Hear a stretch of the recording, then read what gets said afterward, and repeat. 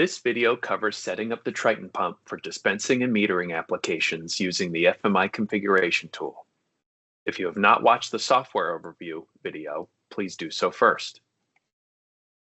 The TRYTON pump differs from other FMI pumps. Its piston moves linearly rather than rotating. This design requires external valves.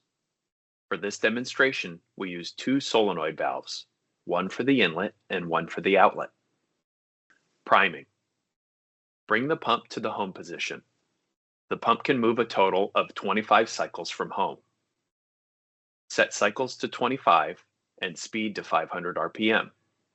Set flow direction to aspirate.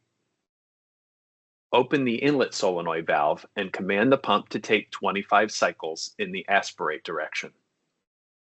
After completion, change flow direction to dispense. Close the inlet valve and open the outlet valve. Click Start to dispense.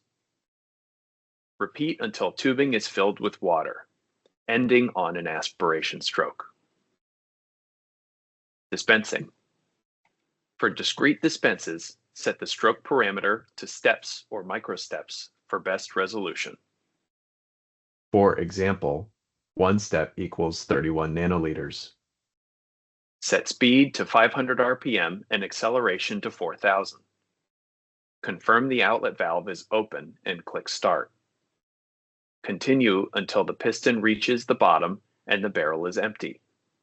To refill, switch direction to aspirate and repeat. Metering. Prime the pump as before. Set strokes, speed, and acceleration. For example, speed is 200 RPM. Strokes is 25 cycles. Acceleration is set to 500. Confirm the outlet valve is open and click Start.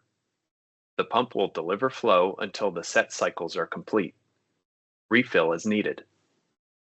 This concludes the tutorial on dispensing and metering with the TRYTON pump.